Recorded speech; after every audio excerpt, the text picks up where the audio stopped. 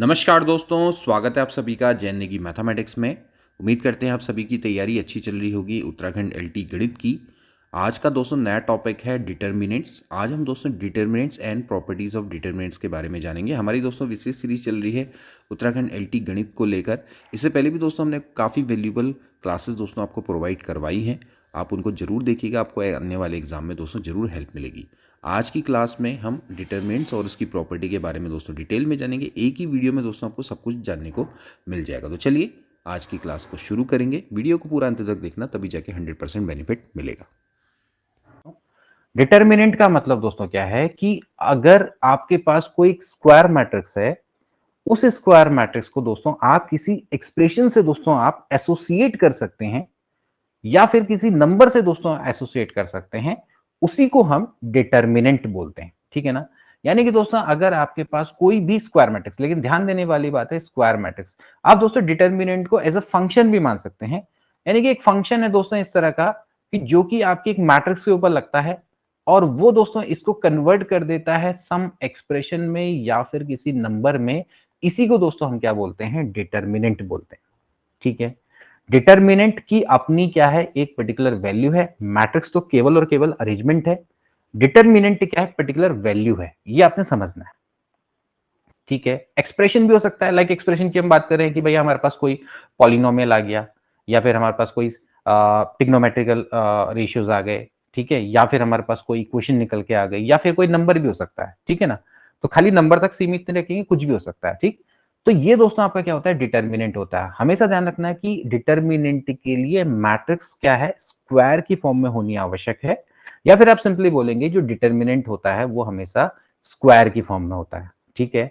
आप कभी भी किसी मैट्रिक्स में का अगर ऑर्डर m क्रॉस n है तो फिर आप उसका डिटरमिनेंट नहीं निकाल सकते। ओके। तो यहां पर दोस्तों आपके सामने एक मैट्रिक्स दी गई है जो कि आपके स्क्वायर मैट्रिक्स है, जिसका ऑर्डर क्या है दोस्तों, n है। तो इसको हम बोलेंगे डिटर्मिनेंट ऑफ ऑर्डर n। तो डिटर्मिनेंट ऑफ ऑर्डर n अगर मैं बोलता हूं तो इसका मतलब ये अंडरस्टूड है कि वो आपका एक स्क्वायर मैट्रिक्स का डिटर्मिनेंट है और उसका ऑर्डर क्या है, n है। ठीक है। तो ये दोस्तों आपके सामने डिटर्मिनेंट है। इस तरह से, इस तरह के सिंबल से दोस्तों हम इसको दिखाते हैं। इसकी कोई ना कोई दोस्तों आपकी क्या आएगी, पर्टिकुलर वैल्यू आएगी। हो सकता है कोई आपके पास एक्सप्रेशन आए या फिर कोई आपका एक नंबर आए। ठीक है। A matrix is not square matrix does not possess any kind of determinant. Okay. तो ये हो गया आपका डिटर्मिनेंट। अब दोस्तों यहां पर डिटर्मिनेंट को हम निकालना सीखेंगे। सबसे पहले दोस्तों जैसे आपके पास कोई square matrix of order two से स्टार्ट करेंगे। तो ऑर्डर टू की अगर कोई मैट्रिक्स है उसका डिटरमिनेंट कैसे निकाला जाता है दोस्तों, ये आपके पास ऑर्डर टू की मैट्रिक्स है तो आप सिंपली क्या करते हैं, क्रॉस मल्टीप्लाई इस तरह से कर देते हैं। तो इसको मल्टीप्लाई इस तरह से करेंगे, माइनस इस तरह से आ जाएगा। ठीक है। तो यानी कि A11 A22 minus A21 into A12। ठीक है। इस तरह से हम इसको डिफाइन करते हैं। बहुत आसान है, कोई दिक्कत नहीं है इसमें। अब इसमें दोस्तों मेन आएगा determinant of square matrix of order 3। जैसे मान लेते हैं कि अगर आपको 3 क्रॉस 3 की कोई मैट्रिक्स है, उसका अगर आपको डिटरमिनेंट निकालना है तो आप उसको दोस्तों किस तरह से डिफाइन करेंगे। देखिए दोस्तों ये जनरली आपका एक बेसिक फॉर्मूला होता है, इसके बारे में हम आगे जाके भी डिस्कस करेंगे। देखिए आपके पास मैट्रिक्स है, ये मैट्रिक्स 3 क्रॉस 3 की मैट्रिक्स है। ठीक है। 3 क्रॉस 3 की मैट्रिक्स है, फिर आपने उसको डिटरमिनेंट में कन्वर्ट कर दिया।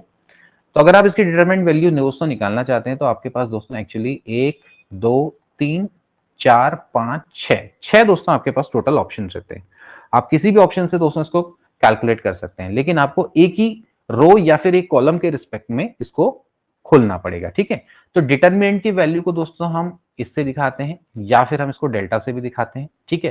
तो मान लेते हैं अगर दोस्तों मैं इसको फर्स्ट फर्स्ट अगर मैं रो के रिस्पेक्ट में ओपन करता हूं तो इसका फॉर्मूला दोस्तों जनरली होता है A11 इंटू कैपिटल A11। अभी मैं बताऊंगा कि भाई कैपिटल A11 क्या होता है। इसके बाद अगला आएगा A12 into capital A12 plus A13 capital A13। इसी को दोस्तों हम क्या बोलते हैं, वैल्यू ऑफ डिटर्मिनेंट बोलते हैं। ठीक है ना। जहां पर A11 A12 और A13 ये रिस्पेक्टिव दोस्तों क्या कहलाते हैं, को फैक्टर कहलाते हैं। ठीक है। इसको हम क्या बोलते हैं, को फैक्टर। ठीक। तो इस तरह से आपने समझना है। ऐसे ही दोस्तों जैसे मान लेते हैं अगर मैं इसके रिस्पेक्ट में ओपन करता तो वैल्यू ऑफ डेल्टा क्या होती, देखिए क्या होती, A21। समझना है, A21 कैपिटल A21। ठीक है। ऐसी क्या लिखोगे, A22 कैपिटल A22। अगला होगा A23 कैपिटल A23। इसको भी क्या बोलेंगे, वैल्यू ऑफ डिटर्मिनेंट। ये दोनों आपकी क्या रहेंगी, सेम रहेंगी। ऐसा नहीं कि दोनों अलग हो जाए। डिटर्मिनेंट की वैल्यू हमेशा क्या होती है, यूनिक होती है। ऐसा नहीं कि हर जगह पे अलग अलग आई जा रही, ऐसा नहीं होगा, हमेशा वैल्यू क्या रहेगी, यूनिक।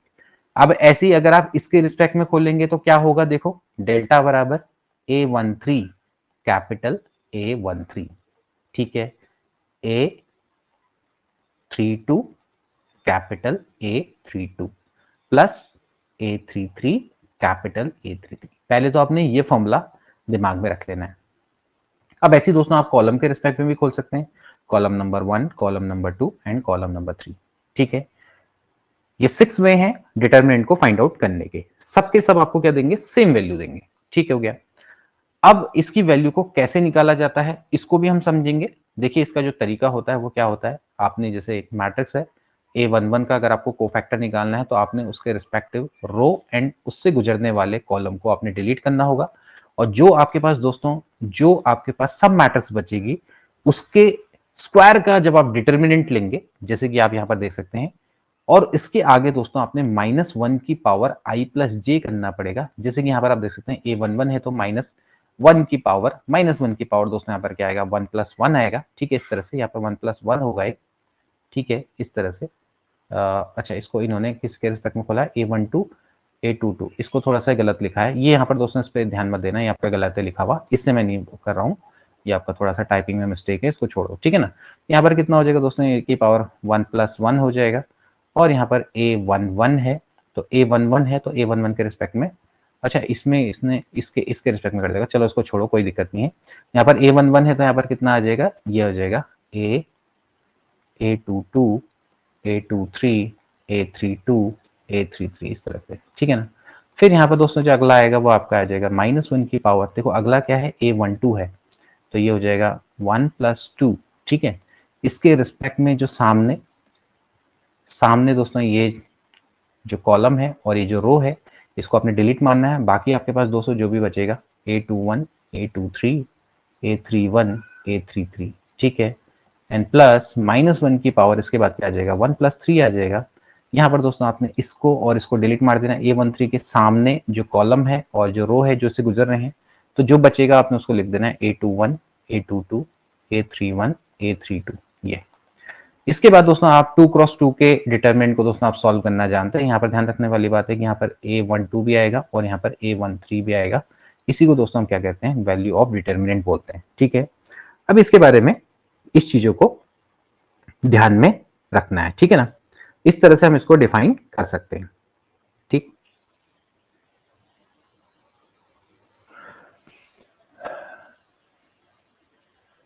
तो ये तो हो गई दोस्तों वैल्यू ऑफ डिटरमिनेंट। अभी दोस्तों इसके बारे में सीखेंगे अच्छे से निकालना। तो इस तरह से हम दोस्तों क्या करते हैं, डिटरमिनेंट स्क्वायर ऑफ ऑर्डर 3 को निकालते हैं। अब इसको और भी अच्छे से समझेंगे, पहले हम कुछ प्रॉपर्टीज को समझ लेते हैं, ठीक है। तो ये आपका दोस्तों यहाँ पर आई होप कि आपको क्लियर हो गया होगा, ठीक है। इस तरह से हम इसको समझ सकते हैं। यहाँ पर तक बताइए किसी को कोई डाउट है, डिटरमिनेंट ओपन करना सभी को आ गया समझ में किस तरह से करना है। हम दोस्तों क्या करेंगे, यहाँ पर रिस्पेक्टिवली जो रो है, ठीक है, या फिर कोई कॉलम है, उसके रिस्पेक्ट में दोस्तों हम क्या करेंगे, कोफैक्टर को निकालना सीखेंगे। अभी कोफैक्टर और माइनर सीखेंगे तब ज्यादा बेटर में हम इसको और अच्छे से समझेंगे, ठीक है ना। इसके बाद कुछ प्रॉपर्टीज हैं जिनको हमने समझना है, पहले हम उसको समझ लेते हैं, फिर माइनस एंड कोफैक्टर की मदद से हम डिटरमिनेंट की वैल्यू को निकालना सीखेंगे, ठीक है ना। सबसे पहले हम इसको समझ लेते हैं। देखिए कुछ प्रॉपर्टीज हैं डिटरमिनेंट्स की जिनको आपने समझना है। सबसे पहले पहली प्रॉपर्टी क्या है, value of determinant does not change when row and columns are interchange. बहुत इंपॉर्टेंट है। अगर आप किसी डिटरमिनेंट के रो एंड कॉलम को आपस में इंटरचेंज कर दें, लाइक अगर मान लेते हैं मेरे पास ये डिटरमिनेंट है A11 A12 A13 A21 A22 A23, और यहाँ पर है A31 A32 A33, ये मेरे पास एक डिटरमिनेंट है। तो मान लेते हैं अगर इसकी वैल्यू डेल्टा आती है, ठीक है। अब मैं इसके रो एंड कॉलम को आपस में इंटरचेंज कर दूं, यानी कि जो रो है उनको कॉलम बना दूं और जो कॉलम है उसको रो बना दूं, तो फिर क्या होगा, तो फिर ये हो जाएगा A11 A12 A13 A21 A22 A23 A31 A32 A33, ठीक है ना। इसकी वैल्यू भी दोस्तों डेल्टा ही आएगी, तो इससे कोई फर्क नहीं पड़ता है। कोई डिटर्मिनेंट है, उसकी रो एंड कॉलम को आपस में इंटरचेंज कर दो, तो भैया जो वैल्यू ऑफ डिटर्मिनेंट है वो आपस में अनचेंज रहती है। ठीक है, इसके बाद अगला, इफ एनी रो और column of a matrix A is completely zero, तो जो डिटर्मिनेंट है वो जीरो के बराबर हो जाता है। ठीक है ना, यानी कि दोस्तों अगर आपके पास इस तरह का डिटर्मिनेंट है a11 a12, यहां पर मान लेते हैं a21 a22 ये आपका जीरो है, और a31 a32 यहां पर भी जीरो है, यानी कि एक पर्टिकुलर पूरा कॉलम जीरो है, या फिर आपके पास कोई पर्टिकुलर पूरी रो जीरो है, तो इस डिटरमिनेंट की वैल्यू हमेशा क्या होती है, जीरो होती है। ठीक है, इसके अलावा ऐसा भी हो सकता है कि अगर कोई पर्टिकुलर रो या कोई पर्टिकुलर कॉलम या पर्टिकुलर दो रो आइडेंटिकल है, लाइक मैं मान लेता हूं कि भाई हमारे पास पहले दो कॉलम आइडेंटिकल है, ये ठीक है, और इसके बाद हमने कहा भाई A13 A23 और A33 मान लेते हैं दोनों आइडेंटिकल है, तो इन दैट केस इसकी वैल्यू भी क्या होगी, जीरो होगी। जैसे फॉर एग्जांपल, जैसे मैं कहता हूं भाई 1 2 3 है, यहाँ पर 4 5 6 है, यहाँ पर भी 1 2 3 है, तो इसकी जो वैल्यू है डायरेक्टली क्या हो जाएगी, जीरो हो जाएगी, क्योंकि इसमें दो आपकी जो रो है, रो नंबर 1 और रो नंबर 3, ये दोनों के दोनों क्या है, सेम है, तो इसकी वैल्यू आपकी क्या हो जाएगी, जीरो हो जाएगी। ठीक हो गया।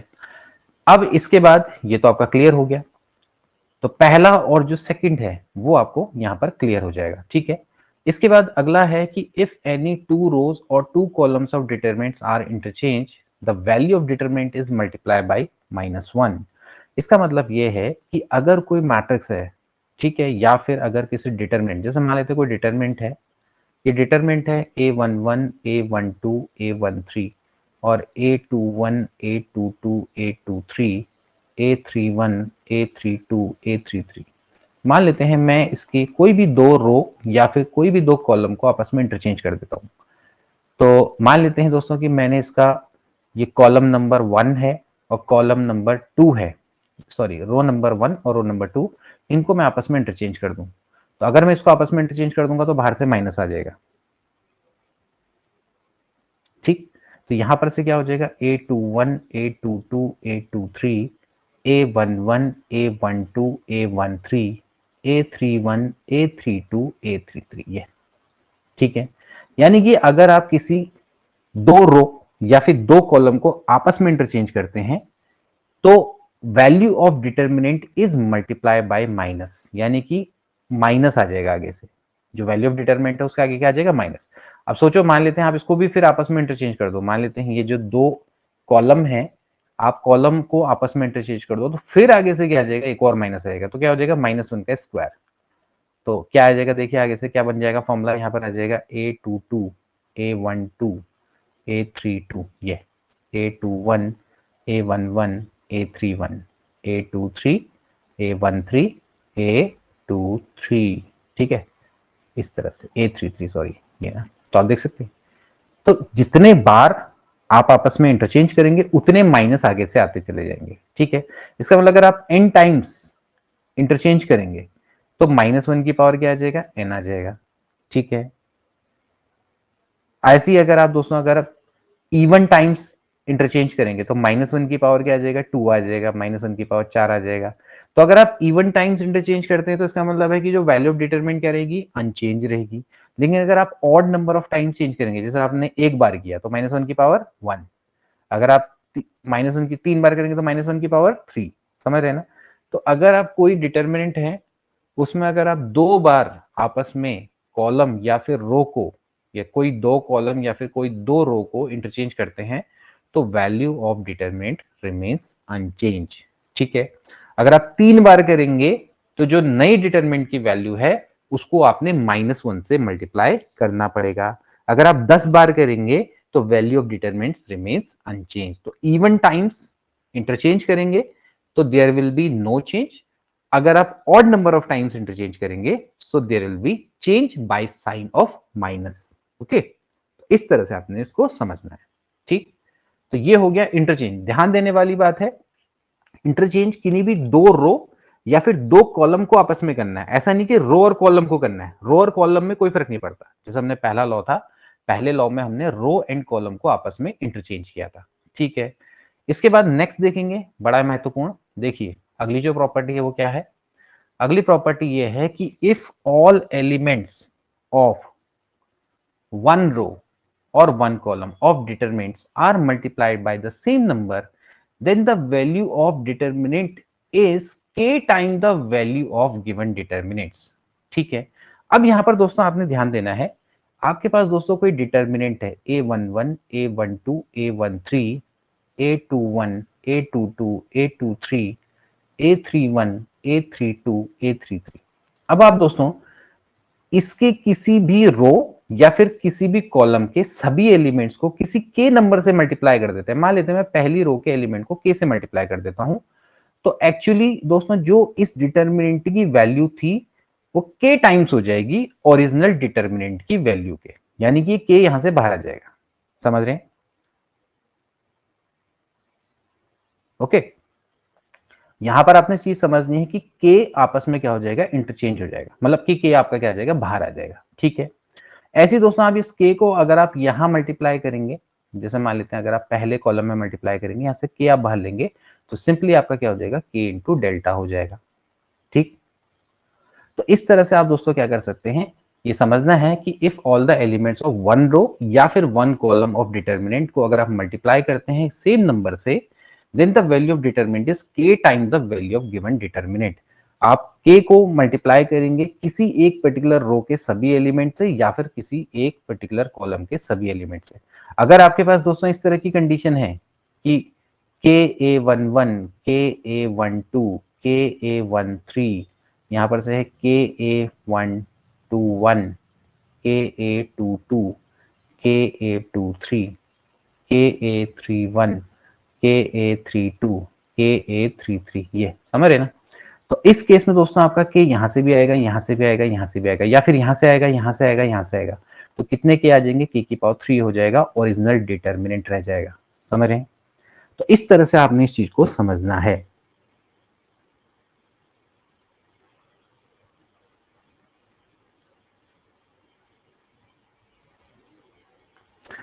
हाँ बिल्कुल, ये क्वेश्चन क्या क्या पूछ रहे हो? अब देखो ऐसा है ना, क्वेश्चन सुमित पूछ रहे हैं कि फर्स्ट प्रॉपर्टी है कि हाँ बिल्कुल, अगर आप ट्रांसपोज कर देते हैं, आपका सिंपल सा मतलब ये है कि अगर एक डिटर्मिनेंट है उसका अगर आप ट्रांसपोज कर देंगे तो the value of determinants remains unchange.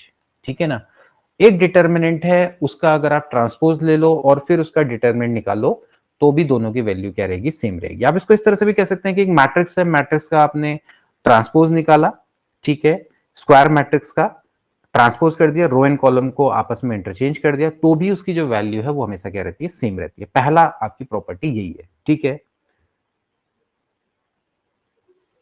योग्यता क्या कह रही हैं आप?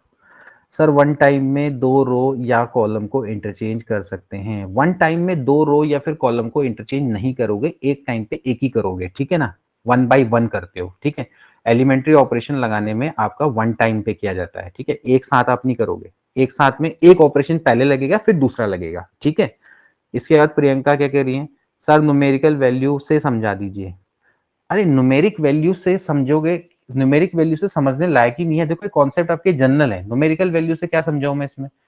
न्यूमेरिकल वैल्यू से आपको क्या समझना है इसमें? देखो इस तरह से समझ लो ना, जैसे आप इस तरह से मान लो, जैसे मान लेते हैं, लो तुम्हारी न्यूमेरिकल वैल्यू लो 1 2 3 4 5 6 7 8 9, मान लेते हैं कि आपके पास कोई डिटर्मिनेंट है। ठीक है, अब मान लेते हैं कि इसको किसी के से मैं मल्टीप्लाई करता हूं, मान लेते हैं मैं के को डिटर्मिनेंट ऑफ ए से मल्टीप्लाई करता हूं, तो जो के होगा यहाँ पर किसी एक नंबर से मल्टीप्लाई होगा, जैसे के हो गया, 2k हो गया, 3k हो गया, ये 4 5 6 7 8 9, ये ठीक, इस तरह से आप इसको समझ सकते हैं। ये ठीक है, ये और कुछ नहीं इसमें, ये आपने समझना है।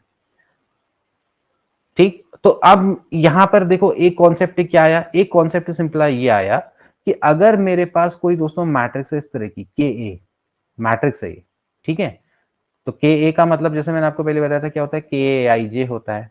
अगर मैं दोस्तों इसका डिटर्मिनेंट निकालूंगा, अगर मैं इसका डिटर्मिनेंट निकालूंगा तो उस केस में मान लेते हैं ए का ऑर्डर अगर n क्रॉस n है तो उसकी हर रो या फिर हर कॉलम से k बाहर आएगा, तो सिंपली क्या हो जाएगा, k की पावर n हो जाएगा, k की power n into determinant of a के बराबर हो जाएगा। ठीक है, जैसे मैंने आपको एक अभी एक एग्जांपल बताया था कि अगर मेरे पास कोई मैट्रिक्स है a और इसको k से मल्टीप्लाई कर रखा है, जैसे ये इस तरह से, ये मेरे पास मैट्रिक्स है, ये होता है Ka11, Ka12, Ka13, Ka21, Ka22, Ka23, Ka31, Ka32, Ka33, ये। तो अब मान लेते हैं, अब मैं जैसे इसका डिटर्मिनेंट ले लूं, तो मैं इसका डिटर्मिनेंट ले लूंगा तो कैसे लूंगा, ऐसे ले लूंगा, ये देख रहे हो ये। तो इस केस में अगर मैं इसका डिटर्मिनेंट लेता हूं, तो ये k क्या होगा, यहां से बाहर आएगा, यहां से बाहर आएगा, यहां से बाहर आएगा, यानी कि k की पावर क्या हो जाएगा, 3 हो जाएगा, और अंदर क्या बच जाएगा दोस्तों, डिटर्मिनेंट ऑफ a बच जाएगा। ठीक है, इस तरह का क्वेश्चन दोस्तों आपका हमेशा एग्जाम में पूछा जाता है। ठीक, जैसे मैं आपसे एक क्वेश्चन पूछता हूं, मान लेते हैं a is a matrix of order 3 and determinant of a बराबर है 4। ठीक है, मान लेते हैं डिटर्मिनेंट ऑफ a बराबर है 4 है, तो आपने बताना है ट्वाइस ऑफ a का वैल्यू क्या होगी, बताओ क्या हो सकती है। ट्वाइस ऑफ a का डिटर्मिनेंट की वैल्यू क्या होगी, बहुत आसान है। ठीक, चलिए ठीक हो गया, सभी समझ गए हैं भाई।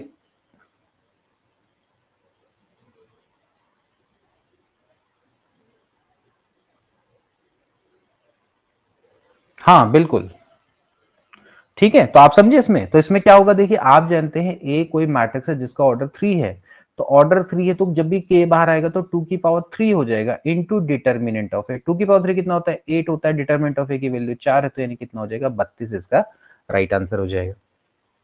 ठीक, तो इस तरह से दोस्तों आप इसको समझेंगे। हाँ बिल्कुल अरुण जी, इसी तरह से होता है, अगर किसी मैट्रिक्स में मल्टीप्लाई करेंगे तो हर एलिमेंट से मल्टीप्लाई करेंगे, अगर आप किसी डिटर्मिनेंट में मल्टीप्लाई करेंगे तो किसी पर्टिकुलर रो या फिर किसी पर्टिकुलर कॉलम से मल्टीप्लाई होगा। ठीक है, इस तरह से समझ सकते हैं। अब इसके बाद नेक्स्ट देखेंगे, देखिए अगला देखेंगे, अगली प्रॉपर्टी दोस्तों जो कि एक इंपॉर्टेंट प्रॉपर्टी है, थोड़ा सा इसको भी समझेंगे। कोई भी डिटरमिनेंट है, the sum of the product of elements of any row और column with the cofactor of corresponding elements of other row और कॉलम इज 0। ठीक है, इसका क्या मतलब है, अभी दोस्तों मैंने आपको जैसे बताया कि आपके पास दोस्तों कोई डिटर्मिनेंट है, इसको हम कैसे दिखाते हैं, A11, A12, A13, A21, A22, A23, A31, A32, A33, ऐसे करके दिखाते हैं। तो जब मैं वैल्यू ऑफ डिटरमिनेंट निकालता हूं तो मैं कैसे निकालता हूं, जिसमें मान लेते हैं मैंने पहली वाली जो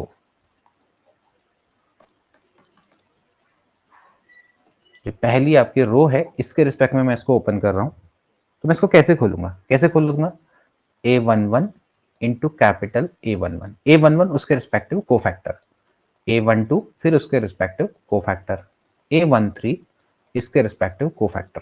ठीक है, अब ये थ्योरम क्या कहता है, ये थ्योरम सिंपली ये कहता है कि ये तो है वैल्यू ऑफ डिटरमिनेंट। अब मान लेते हैं मैं दोस्तों A11, A12, A13 यानी कि पहली रो के रिस्पेक्ट में ओपन तो कर रहा हूं, लेकिन मैं कोफैक्टर मान लेते हैं इसके लेता हूं, तो क्या होगा, ये हो जाएगा A11 कोफैक्टर ऑफ A21 यानी कि capital A21, A12 cofactor of capital A22 मतलब cofactor of A22 plus A23 cofactor of A23।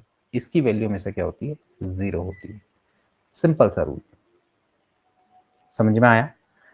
करना क्या है कि अगर आप डिटर्मिनेंट की वैल्यू निकालना चाहते हैं तो जो रो है उसी का रिस्पेक्टिव कोफैक्टर लो, अगर आप किसी और का कोफैक्टर निकालेंगे तो उस केस में आपकी जो डिटर्मिनेंट है उसकी जो वैल्यू है वो हमेशा 0 आ जाएगी, डिटर्मिनेंट की वैल्यू नहीं आएगी, एक्चुअली दोस्तों उसका जो प्रोडक्ट है वो हमेशा क्या आ जाएगा, 0 आ जाएगा।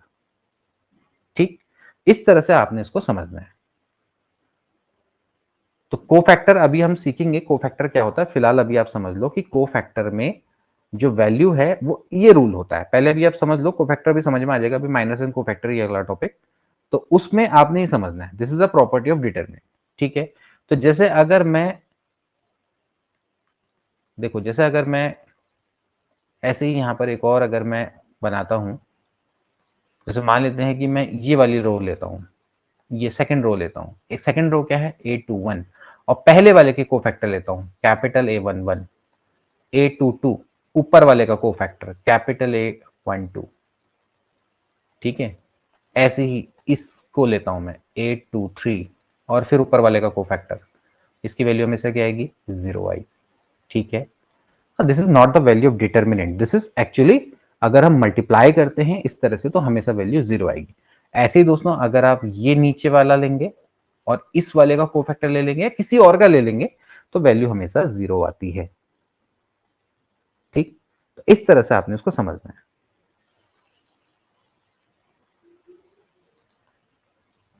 तो ये हो गया आपका पहला, ये आपका हो गया नेक्स्ट प्रॉपर्टी, ठीक।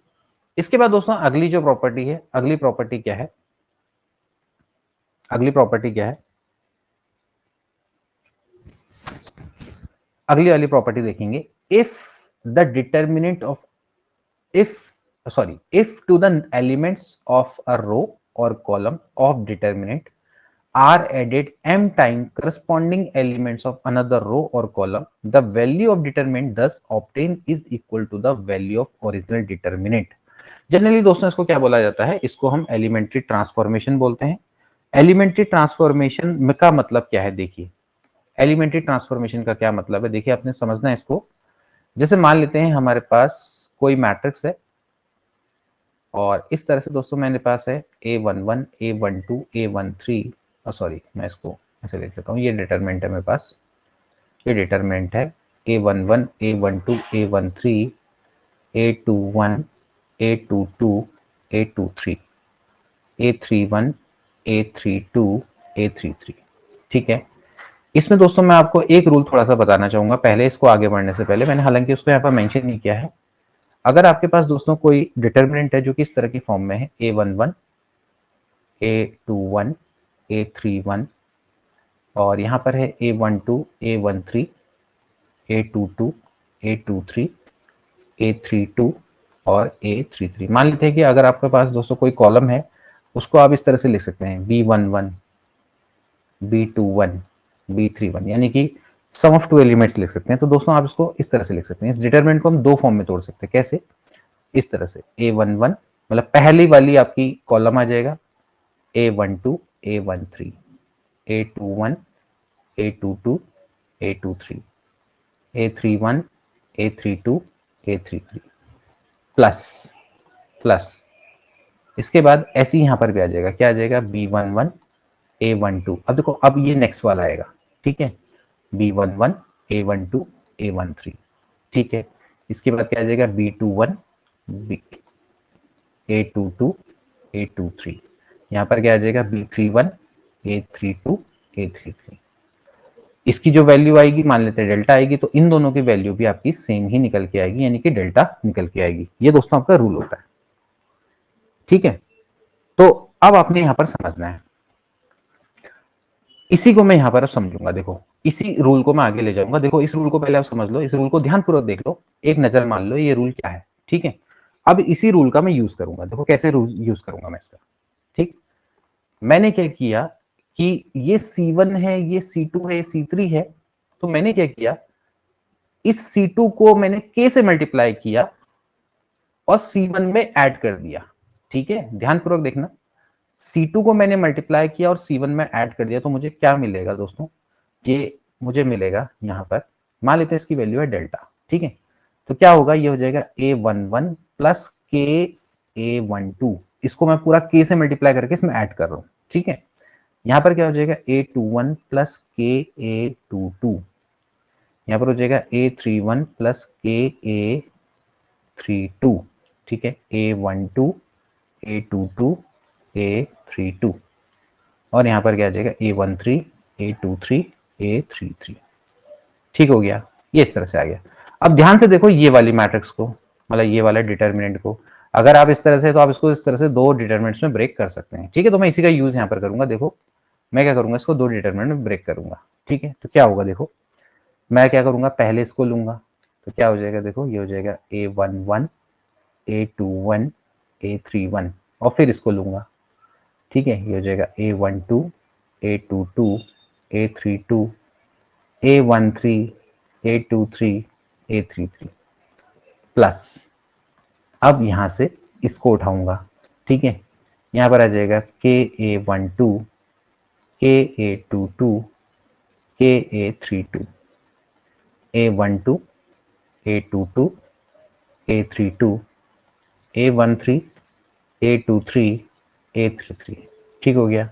चलो, अब ये तो आपका पहला वाला ही है, कौन सा वाला डिटरमिनेंट है, ये वाला, इसकी वैल्यू मान लेते हैं डेल्टा थी, तो इसकी वैल्यू भी क्या होगी, डेल्टा ही होगी, प्लस यहां पर अभी जो हमने पहली प्रॉपर्टी पढ़ी थी, यहां से हम k कॉमन ले सकते हैं, इस k को मैं कॉमन ले लेता हूं, तो अंदर क्या बचेगा, A12, A22, A32, A12, A22, A32, A13, A23, A33।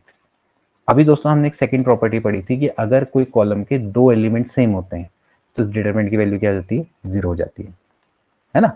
तो इसका मतलब है दो कॉलम या फिर दो रो के सभी एलिमेंट अगर सेम है तो इसका मतलब इस डिटरमिनेंट की वैल्यू क्या होगी, जीरो होगी। तो फाइनली दोस्तों क्या आ गया, डेल्टा आ गया।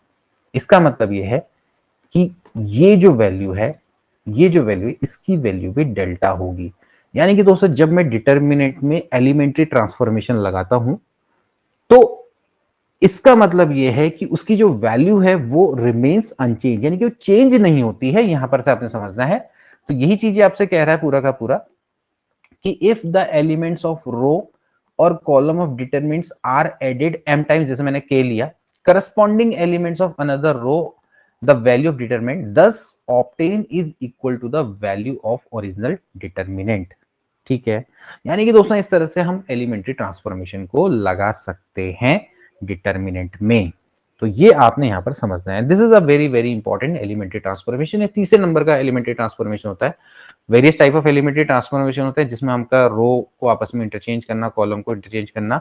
तो ये तीसरा टाइप ऑफ एलिमेंट्री ट्रांसफॉर्मेशन होता है, इसमें आपकी वैल्यू ऑफ डिटरमिनेंट्स अनचेंज रहती है, चेंज नहीं होती है। ऐसे करके आप दोस्तों इसको समझ सकते हैं। ठीक है, तो ये आपका क्लियर हो रहा, ठीक।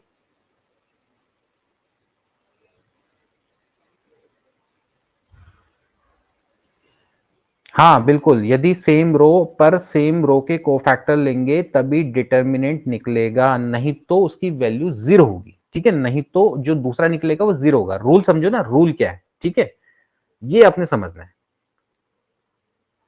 ठीक, इसके बाद अगली जो प्रॉपर्टी आती है वो आती है डिटरमिनेंट ऑफ ए बी बराबर है determinant of A into determinant of B. देखिए ए बी का जो डिटरमिनेंट होता है वो particularly determinant of A into determinant of B के बराबर होता है। ठीक है, और इसी प्रॉपर्टी पर बेस्ड दोस्तों आप ये भी कह सकते हैं कि मान लेते हैं अगर आपके पास डिटरमिनेंट ऑफ ए की पावर n है तो वो दोस्तों आपका क्या होता है, डिटरमिनेंट ऑफ ए की पावर n के बराबर होता है। ठीक है, इसको आप कैसे समझेंगे, देखिए as we know that by determinant of A B क्या होता है, determinant of A into determinant of B के बराबर होता है। तो आप दोस्तों इसको देखिए, क्या ए की पावर एन का मतलब क्या है, a into a up to n times. ठीक है, now from this property can be generalize. So यहां पर से दोस्तों क्या हो जाएगा, determinant of A into determinant of A into determinant of a up to n times. N time जब इसको मल्टीप्लाई करेंगे तो डिटरमिनेंट ऑफ ए की पावर एन बन जाएगा। तो फाइनली ए की पावर एन का जो डिटरमिनेंट होता है वो डिटरमिनेंट ऑफ ए की पावर एन के बराबर होता है। This formula is very very useful, क्योंकि दोस्तों कभी कभार क्या होता है कि आपको एक डिटरमिनेंट दिया हुआ है, ठीक है, मान लेते हैं आपको डिटरमिनेंट, आपको कोई एक मैट्रिक्स दी हुई है, जैसे मान लेते हैं आपसे कोई बोलता है 2 3 4 5, इस तरह से मैं कहता हूं, और आपको कोई कहता है भाई ए की पावर 5 का डिटरमिनेंट निकालो। ठीक है, तो अगर आप इसको 5 टाइम मल्टीप्लाई करेंगे देन उसका डिटरमिनेंट निकालेंगे तो कितना लंबा क्वेश्चन होगा। रादर देन आप सिंपली इसको क्या लिखेंगे, डिटरमिनेंट ऑफ ए की पावर 5, यानी कि आपने सिंपली करना है क्या, पहले डिटरमिनेंट ऑफ ए निकाल लेना है, यानी कि इतना हो जाएगा भाई 5 दूनी 10 माइनस 4 3 12, यानी कि ये हो जाएगा -2। यहाँ पर आपने क्या कर देना है, -2 की पावर 5 कर देंगे, so that will be equals to -32, that will be right answer. ठीक है, सो इस तरह से दोस्तों आप इन क्वेश्चंस को करेंगे। तो ये आपने समझना है कि these properties are very very important. इसके अलावा और कोई प्रॉपर्टी है नहीं है। तो ये आपके दोस्तों कुछ प्रॉपर्टीज थी डिटरमिनेंट्स की, आपको क्लियर हुई है, बताओ किसी को कोई डाउट है यहाँ पर।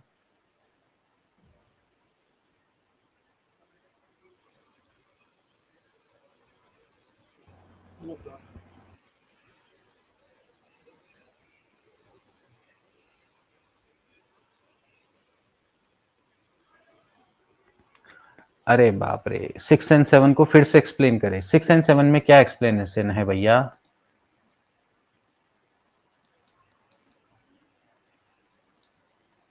अभी ये चलो इसको हम 6 वाले में तो सिंपली मैंने आपको क्या बताया ना, 6 वाले में क्या है कि अगर आप किसी डिटर्मिनेंट को ओपन करते हैं तो फिर उसको उसके रिस्पेक्टिव कोफैक्टर के संग ही मल्टीप्लाई करें। अगर आप किसी और के रिस्पेक्ट में करेंगे तो जीरो हो जाएगा भाई ना।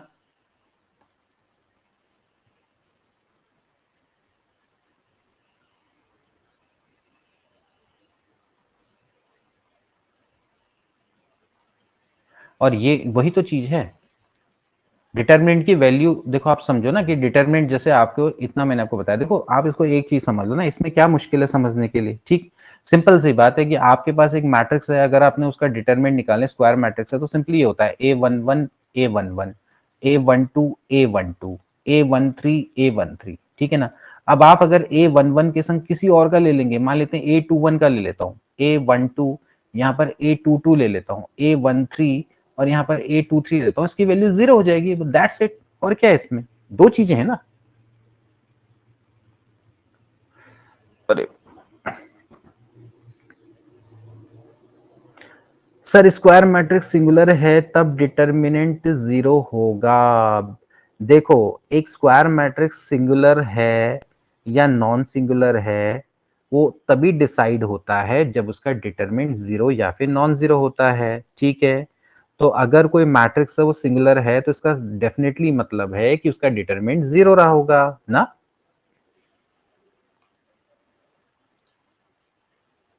और नॉन सिंगुलर का मतलब है कि डिटरमिनेंट आपका जीरो नहीं होगा। ठीक, चलिए इसके बाद अगला क्वेश्चन देखेंगे। क्वेरीज बहुत आ रही है आजकल, चलो अच्छी बात है। अगला क्वेश्चन देखेंगे दोस्तों, अगला क्वेश्चन नहीं मतलब अगला टॉपिक देखेंगे। अच्छा, क्लास कैसी लग रही है आपको, अच्छी लग रही या बेकार लग रही है?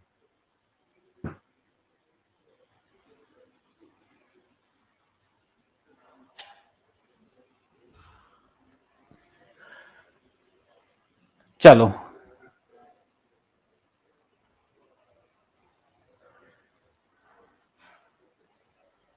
चलिए, बहुत बढ़िया।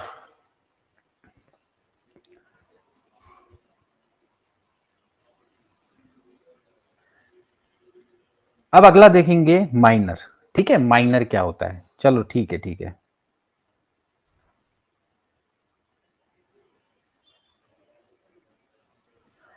अब हम बात करेंगे माइनर्स की, चलो ठीक है।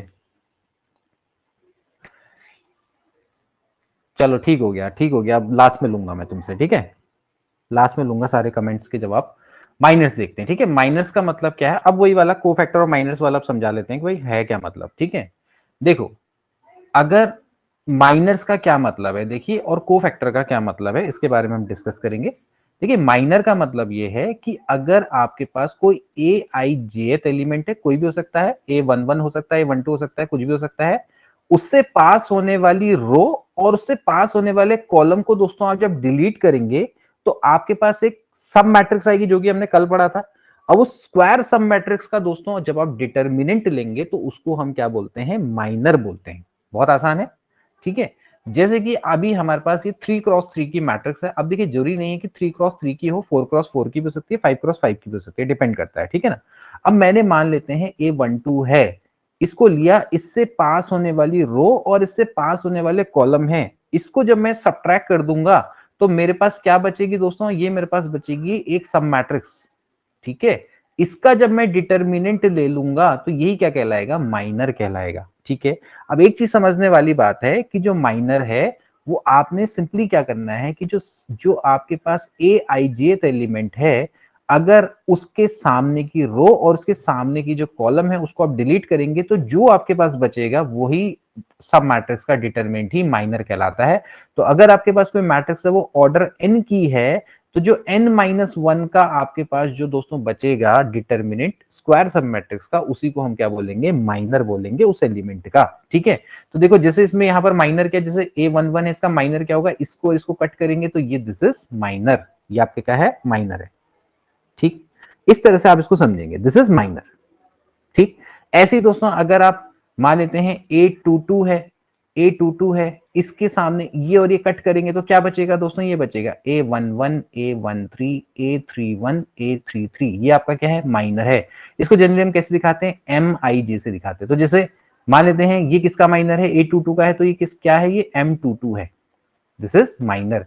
अब ऐसी दोस्तों जैसे मान लेते हैं A21 का माइनर है, A21 का माइनर कैसे निकालेंगे, देखो ये A21 है, ये और ये कट किए तो यहाँ पर बचा A12 A13 A32 A33, बच गए, तो दिस इज माइनर। इसको हम कैसे दिखेंगे, M21 से दिखेंगे। सो दिस इज माइनर, पहले आपको माइनर समझना है। इसके बाद अगला क्या आएगा, cofactor. Now what is cofactor, cofactor का मतलब ये है कि अब जो माइनर है, जब इसको हम -1 की पावर I प्लस जे से मल्टीप्लाई करेंगे तो ये क्या बन जाएगा, कोफैक्टर बन जाएगा, ठीक है। सो this is the cofactor of AIJ। तो आप जैसे यहां पर पीछे चले जाओ, जैसा अभी हमने निकाला, ये है हमारा माइनर M21। तो अगर मैं इसका कोफैक्टर निकालना चाहूंगा, अगर मैं इसको A21 से दिखाऊं तो दैट विल बी -1 की पावर 2 प्लस 1 इंटू M21 हो जाएगा, यानी कि -1 इंटू M21, क्यों -1 की पावर 2 प्लस 1 क्या होगा, -1 की पावर 3 हो गया। सो दिस विल बी -1, तो A21 ऐसे करके दोस्तों हम यहाँ पर माइनर को शो करते हैं, सॉरी कोफैक्टर को शो करते हैं, ठीक हो गया।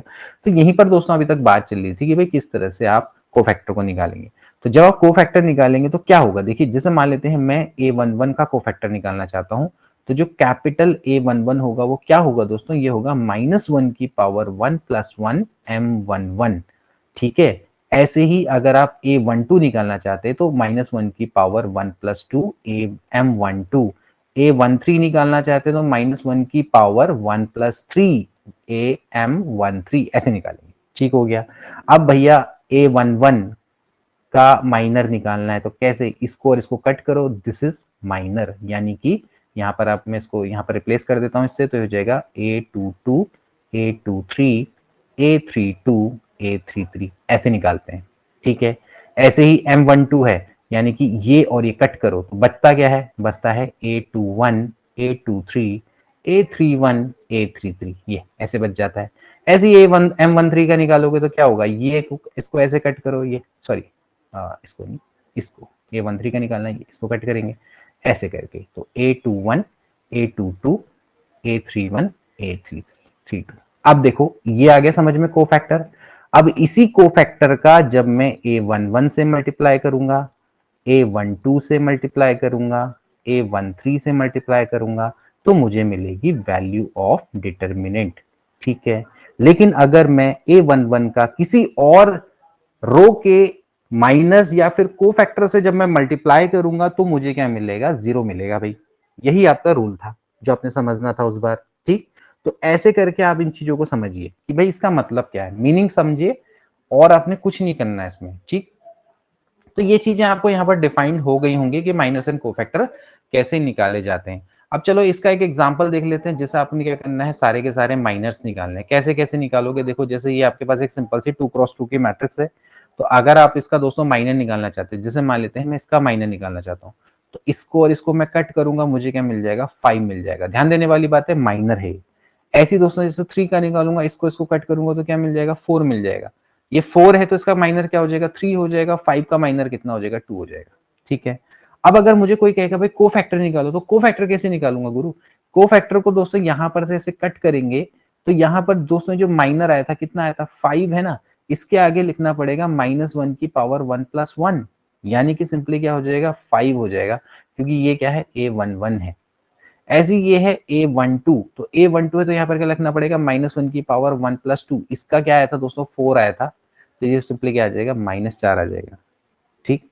ऐसे ही अगर मैं 4 का निकालना चाहता हूँ दोस्तों, A21 है तो -1 की पावर 2 प्लस 1, इसका एक्चुअली क्या आएगा दोस्तों, यहाँ पर 3 आया था तो -3 हो जाएगा, ठीक है।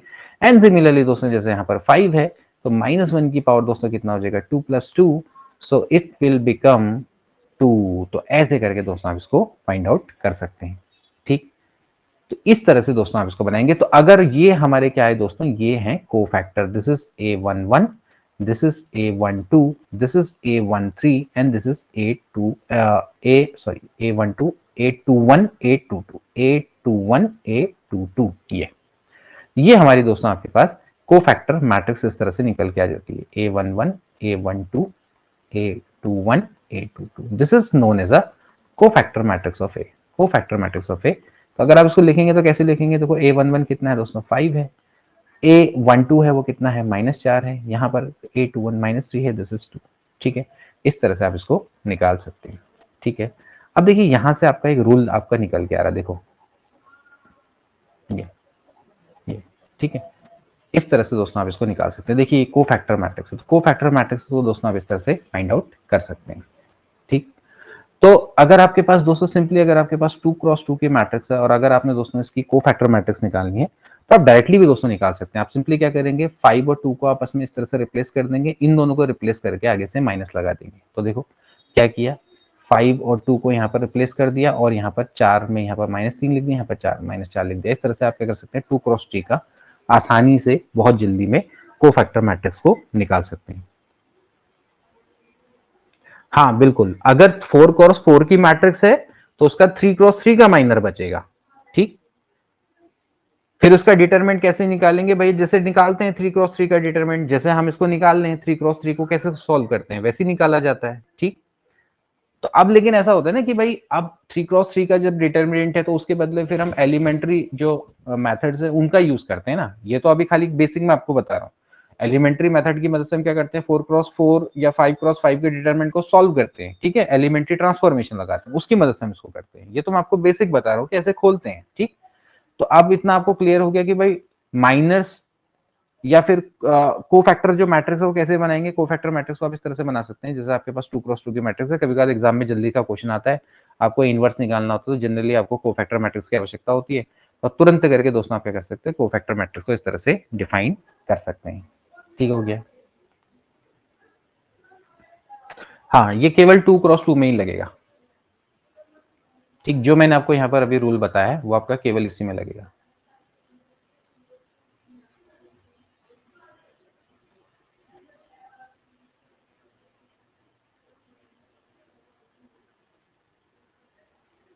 ये शॉर्टकट है केवल 2x2 के लिए, मतलब हम लोग जनरली क्या करते हैं, तुरंत में निकाल देते हैं। ठीक है, अब देखो जैसे आपको क्या करना है, फाइंड द कोफैक्टर मैट्रिक्स, देख के ही बना दोगे। कैसे बनाओगे, क्या करना है, इन दोनों को आपस में इंटरचेंज कर देना है। तो क्या हो जाएगा दोस्तों, यहाँ पर हो जाएगा कोफैक्टर मैट्रिक्स। देखो कोफैक्टर मैट्रिक्स ऑफ ए क्या हो जाएगा बताओ, ये हो जाएगा, यहाँ पर 2 आ जाएगा, यहाँ पर 3 आ जाएगा, इन दोनों को आपस में इंटरचेंज करके माइनस लग जाएगा, यहाँ पर -6 है, यहाँ पर क्या आ जाएगा -8 ही है आंसर। ऐसे करके आप इसको बना सकते हैं। ठीक हो गया, क्या किया मैंने, इन दोनों को आपस में इंटरचेंज करना है और इन दोनों को जब आप आपस में इंटरचेंज करेंगे तो माइनस साइन आ जाएगा आगे से। ठीक हो गया, बस ये 2x2 का रूल है।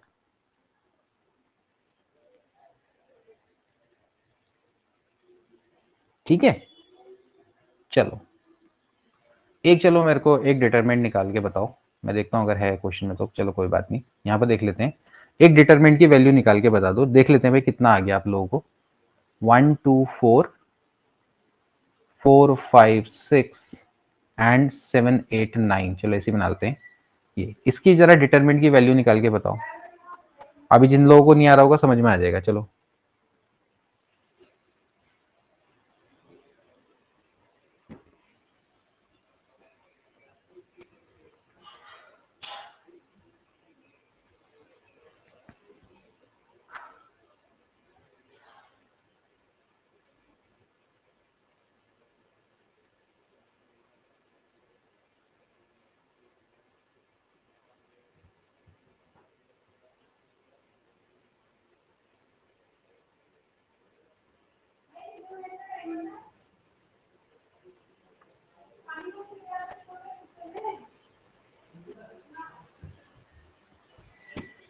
क्या आएगा बताओ।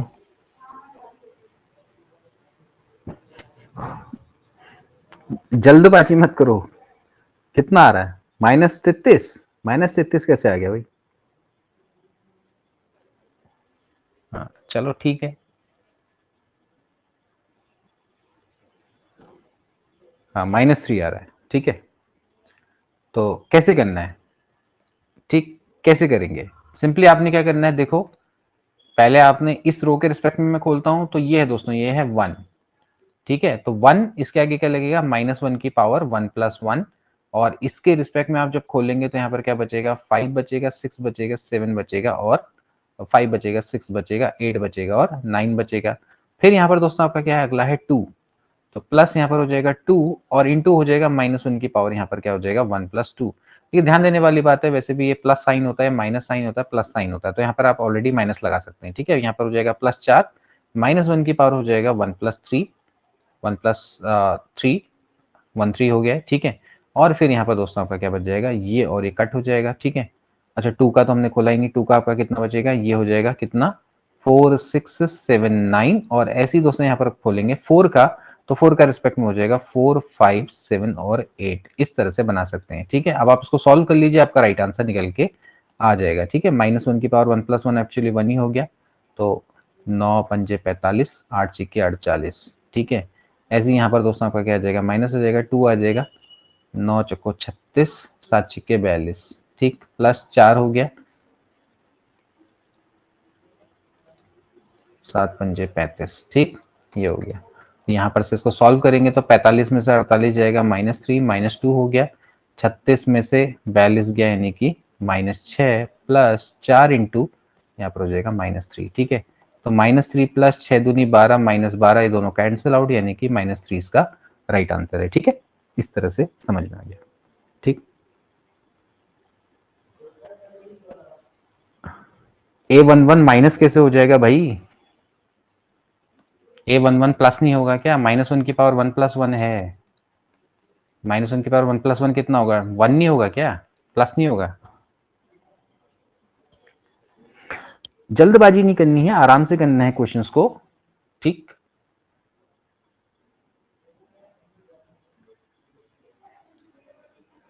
चलिए, तो यहां तक दोस्तों आपको क्लियर है, सभी को बताओ, सबको क्लियर हो गया कैसे कैसे करना है। अब दोस्तों हम पढ़ेंगे अगला कॉन्सेप्ट, वो है एडजॉइंट ऑफ स्क्वायर मैट्रिक्स के बारे में। ठीक है, एडजॉइंट ऑफ स्क्वायर मैट्रिक्स का मतलब क्या है कि मान लेते हैं अगर आपके पास दोस्तों एक स्क्वायर मैट्रिक्स है, n क्रॉस n की मैट्रिक्स है, तो जो एडजॉइंट ऑफ ए को कैसे डिफाइन करते हैं दोस्तों, इसको हम कोफैक्टर मैट्रिक्स के ट्रांसपोज से डिफाइन करते हैं। जैसे अभी हमने कोफैक्टर मैट्रिक्स निकालना सीखा, ठीक है, तो ऐसे आप क्या करेंगे, कोफैक्टर मैट्रिक्स निकालेंगे और फिर उसका क्या कर देंगे, ट्रांसपोज कर देंगे। जैसे मान लेते हैं हमारे पास कोई मैट्रिक्स है, ए है, इस तरह की है, A11 A12 A13, फिर इसके बाद क्या आएगा A21 A22 A23, फिर आएगा A31 A32 A33। इसके बाद दोस्तों आपने सिंपली करना है क्या है, कोफैक्टर मैट्रिक्स ऑफ ए निकालना है। कोफैक्टर मैट्रिक्स ऑफ ए क्या हो जाएगा, हर किसी एलिमेंट का आप कोफैक्टर निकालेंगे, ये आ जाएगा capital A11, capital A12, capital A13, A21 A22 A23, यहाँ पर क्या आ जाएगा A31 A32 A33।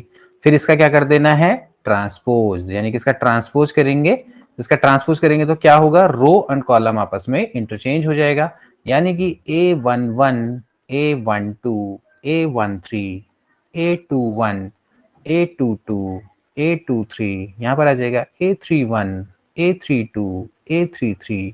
So this is nothing but the adjoint of a से दोस्तों हम इसको डिफाइन करते हैं। ठीक हो गया, सो this is adjoint of A. Okay, तो एडजॉइंट ऑफ ए में करना क्या है दोस्तों, आपने कोफैक्टर मैट्रिक्स निकालनी है, कोफैक्टर मैट्रिक्स के बाद दोस्तों आपने इस तरह से इसको डिफाइन कर देना। सो this is the cofactor matrix of A. Okay, तो यहां पर तक आपको क्लियर है भाई, कोफैक्टर मैट्रिक्स का जो ट्रांसपोज होता है वही क्या होता है, एडजॉइंट ऑफ ए होता है। ठीक है, अब इसके बाद दोस्तों एक महत्वपूर्ण रूल के बारे में डिस्कस करेंगे। इसको हम दोस्तों, बहुत महत्वपूर्ण रूल है ये, बिल्कुल मोस्ट इंपॉर्टेंट रूल में से एक है। The product of matrix to its adjoint matrix is equals to the unit matrix multiplied by the determinant a. यानी कि दोस्तों simply adjoint of A into जो ए होता है वो actually determinant of A into I के बराबर होता है, या फिर you can write it a into adjoint of a. दोस्तों यहाँ पर ये बड़ा महत्वपूर्ण रूल है, इसको आपने दोस्तों थोड़ा सा समझना है। ठीक है, चलिए इसको थोड़ा समझते हैं। देखिए अभी जो मैंने आपको सारे रूल्स मैंने आपको बताए हैं, उसी रूल की मदद से दोस्तों हम इस चीज को समझेंगे भाई ऐसा कैसे हो गया। ठीक है, बहुत महत्वपूर्ण रूल है। सबसे पहले दोस्तों मैं इसको खाली 3x3 से आपको दिखाऊंगा। देखिए जैसे हमारे पास एक मैट्रिक्स है ए, इसको मैं ऐसे डिफाइन करूंगा, this is A11 A12 A13 A21 A22 A23 A31 A32 A33, ये मेरे पास कोई मैट्रिक्स है। ठीक है, अब मैंने क्या किया, इसका एडजॉइंट निकाला। एडजॉइंट ऑफ ए दोस्तों जनरली होता क्या है, this is cofactor matrix of a का ट्रांसपोज, यही होता है। यानी कि दोस्तों इसको अगर मैं करूंगा तो ये हो जाएगा capital A11, capital A12, capital A13। अभी जैसे हमने इसको डिफाइन किया, ऐसे तो डिफाइन किया। इसके बाद यहां पर आ जाएगा कैपिटल A21, A22, A23, फिर इसके बाद A31, A32, A33। अब मैं काम करता हूं A into adjoint of A निकालने की कोशिश करता हूं, तो देखो मुझे क्या मिलेगा। मैं इन दोनों को आपस में मल्टीप्लाई करूंगा। मैट्रिक्स मल्टीप्लिकेशन क्या होता है दोस्तों, आप साफ साफ देख सकते हैं। यहां पर मुझे पहली रो पहला कॉलम, तो जब मैं पहली रो को पहले कॉलम से मल्टीप्लाई करूंगा तो मुझे मिलेगा A11, capital A11, plus A12, capital A12। देखो आप ऐसे तो करोगे, इसका इससे मल्टीप्लाई, इसका इससे मल्टीप्लाई, इसका इससे मल्टीप्लाई, ऐसे तो करोगे भाई। मैट्रिक्स मल्टीप्लिकेशन में ऐसे ही करते हैं। यहां पर से क्या हो जाएगा A13, कैपिटल A13। ठीक हो गया। अब दूसरा भी देख लेते हैं, केवल दो बताऊंगा फिर बाकी नहीं देखेंगे। इसका मल्टीप्लाई पहली row second column, A11, A21, ठीक है, प्लस A12, A22, ठीक है, प्लस A13, A23, इस तरह से। फिर इसके बाद क्या होगा, पहली रो तीसरा कॉलम, ऐसे मल्टीप्लाई करते हैं, इसका इससे मल्टीप्लाई होगा, यानी कि A11, A31, plus A12, A32, plus A13, A33, ये ठीक हो गया।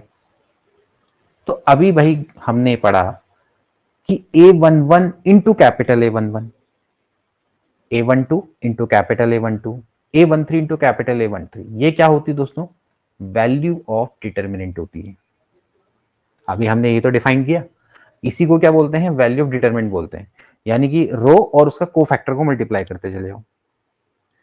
एंड इसके बारे में अभी हमने पढ़ा कि भैया अगर कोई रो और उसके रिस्पेक्टिव सेकंड रो के कोफैक्टर ले लोगे तो उसकी वैल्यू हमेशा क्या आएगी, जीरो आएगी। सेम चीज यहां पर भी होगी, यहां पर भी क्या आ जाएगा, जीरो आ जाएगा।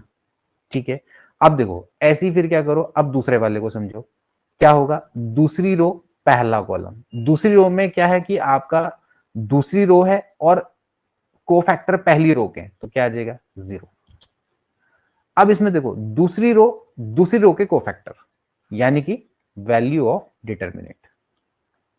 फिर ऐसी देखो दूसरी रो और कोफैक्टर तीसरी रो के, यानी कि जीरो। फिर देखो तीसरी रो और पहली रो के कोफैक्टर जीरो, तीसरी रो सेकंड रो के कोफैक्टर जीरो, तीसरी रो के कोफैक्टर डिटरमिनेंट ऑफ ए, यह। यानी कि यहां पर से दोस्तों ये क्या है, यह है मैट्रिक्स। मैट्रिक्स में आपका डिटरमिनेंट ऑफ ए आ जाएगा बाहर, अंदर क्या बच जाएगा, 1 0 0 0 1 0 0 0 1। ध्यान देने वाली बात है, ये आपका क्या है, मैट्रिक्स है। मैट्रिक्स में आपका पूरा के बाहर आ जाता है ना, this is determinant of A into I. I क्या है, 3 है, 3 क्रॉस 3 का है। तो ऐसे दोस्तों अगर आपके पास मान लेते हैं ए कोई मैट्रिक्स है जिसका ऑर्डर है n क्रॉस n, तो अगर मैं a into adjoint of a निकालूंगा, सो that will B determinant of a into I n के बराबर होगा, जहां पर n क्रॉस n की आइडेंटिटी मैट्रिक्स होगी। And similarly adjoint of a into a है दोस्तों, एक सिंपली आपका क्या हो जाएगा, ये भी i इंटू आई n के बराबर हो जाएगा। ठीक है, अब थोड़ा सा दोस्तों यहाँ पर एक्सपेरिमेंट करते हैं, थोड़ा और अच्छे से इसको समझते हैं। कभी कभार क्या होता है कि दोस्तों हम इसका भी डिटरमिनेंट निकालने वाली बात आ जाती है, तो इसको भी थोड़ा समझेंगे। जैसे मान लेते हैं कि अगर मेरे को कोई ये बोलता है कि अगर इसका भी मुझे डिटरमिनेंट निकालना पड़ जाए तो क्या होगा। ठीक है, इसको थोड़ा सा और समझते हैं। जैसे मैं कहता हूं भैया determinant of adjoint of a का भी डिटरमिनेंट मुझे निकालना पड़ जाए, तो फाइनली दोस्तों मेरे को इसका डिटरमिनेंट निकालना पड़ेगा। देखो आप इसको ध्यान से देखो, ए इंटू एडजॉइंट ऑफ ए क्या है दोस्तों, वो ये है। यानी कि मुझे फाइनली इसका डिटरमिनेंट लेना है, ये इस पूरे का मुझे डिटरमिनेंट लेना है, ये ठीक है। ये अभी हमने पढ़ा कि ये हमारे पास डिटरमिनेंट बन गया। अब डिटरमिनेंट ऑफ ए क्या है, एक्चुअली के मान सकते हैं इसको भाई, ये तो कोई नंबर है ना। डिटरमिनेंट हमेशा क्या होता है, कोई एक्सप्रेशन होता है या कोई नंबर होता है। तो के यहां से भी बाहर आएगा, यहां से भी बाहर आएगा, यहां से बाहर आएगा, तो एक्चुअली क्या हो जाएगा, ये आ जाएगा डिटर्मिनेंट ऑफ ए की पावर 3, अंदर क्या बचेगा 1 0 0 0 1 0 0 0 1, और इसका जो डिटर्मिनेंट होता है इसकी वैल्यू हमेशा क्या होती है 1 होती है, यानी कि डिटर्मिनेंट ऑफ ए की पावर कितना आ गया 3 आ गया। समझ रहे हैं? तो अब इसको मैं जनरलाइज कर सकता हूं, बिल्कुल कर सकता हूं। मैं इसको जनरलाइज कैसे करूंगा, देखिए मैंने कहा a into adjoint of a का डिटरमिनेंट, यानी कि डिटर्मिनेंट ऑफ आई की पावर n। ओके, अब ये जस्ट लाइक k है, ये बाहर आएगा तो क्या हो जाएगा डिटर्मिनेंट ऑफ ए की पावर n हो जाएगा, जैसे कि हमने यहां पर पढ़ा, इनटू डिटर्मिनेंट ऑफ आई की पावर n। डिटर्मिनेंट ऑफ आई की पावर n क्या होगा दोस्तों, डेफिनेटली 1 हो जाएगा, यानी कि ये होगा। अब यहां से दोस्तों अभी हमने पढ़ा है भाई डिटर्मिनेंट ऑफ ए बी क्या होता है, determinant of A into determinant of B होता है, यानी कि अगर मैं इसका डिटरमिनेंट निकालूंगा तो determinant of A into determinant of adjoint of a, यानी कि determinant of adjoint of a दोस्तों ये क्या है, नंबर है डिटरमिनेंट, इसको मैं यहां ले सकता हूं इसके नीचे, देखिए डिटर्मिनेंट ऑफ ए की पावर n माइनस 1। सो यहां से दोस्तों आपका क्या निकल के आया कि जो डिटर्मिनेंट ऑफ एडजॉइंट ऑफ ए होता है वो डिटर्मिनेंट ऑफ ए की पावर n माइनस 1 के बराबर होता है। This is a very very important rule. ठीक, कभी कभार आपसे क्या होगा दोस्तों कि आपको एक क्वेश्चन दिया होगा, ए है और आपको दिया होगा let A is a matrix of order 4, ठीक है, and the determinant of A बराबर आपको 3 दिया होगा, ठीक है, आपसे बोला जाएगा एडजॉइंट ऑफ ए का मॉड निकालो, यानी डिटरमिनेंट निकालो। तो आप सिंपली क्या रखेंगे, आप सिंपली यहाँ पर रख देंगे डिटरमिनेंट ऑफ ए की पावर n माइनस 1, यानी कि आपको पता है भाई कितने की मैट्रिक्स है, ये आपकी है 4 क्रॉस 4 की, यानी कि 4 माइनस 1, यानी कि डिटरमिनेंट ऑफ ए की पावर 3। सो डिटरमिनेंट ऑफ ए की वैल्यू है 3, तो 3 की पावर 3 यानी कि दोस्तों कितना हो जाएगा 27, इसका राइट आंसर हो जाएगा। ठीक हो गया, तो समझिए आप इसका मतलब क्या है, यहां पर से दोस्तों आप इस चीज को क्लियर हुआ आपको कि भैया a इंटू एडजॉइंट ऑफ ए होता है वो दोस्तों जनरली क्या होता है, वो डिटर्मिनेंट ऑफ a इंटू आई की आई n के बराबर होता है, जहां पर आपकी जो i होती है वो आइडेंटिटी मैट्रिक्स होती है n क्रॉस n की। इसके बाद दोस्तों जब आप इसका डिटरमिनेंट लेंगे, यानी कि डिटर्मिनेंट ऑफ जो एडजॉइंट ऑफ ए होता है वो डिटर्मिनेंट ऑफ ए की पावर n माइनस 1 के बराबर होता है। तो यहां से आपको कोई क्लियर हुआ दोस्तों ये डाउट कि भाई किस तरह से हुआ, ठीक है। हमेशा दोस्तों ध्यान रखना है कि जो डिटर्मिनेंट ऑफ ए है दोस्तों इट्स लाइक अ नंबर, ये नंबर है, वाई ये जो मैट्रिक्स है ए इट्स अरेंजमेंट, ये आपका एक अरेंजमेंट है। इन दोनों में जो डिफरेंस है वो आपको क्लियर होना चाहिए। अब मैं यहां पर से जो मैं कर पाया मैं इसी वजह से कर पाया because it is a number, and number को आप दोस्तों यहां पर डिफाइन में ला सकते हैं, ठीक है। Similarly determinant of adjoint of A is also a number, ये भी आपका एक नंबर है या फिर एक एक्सप्रेशन है, ठीक हो गया।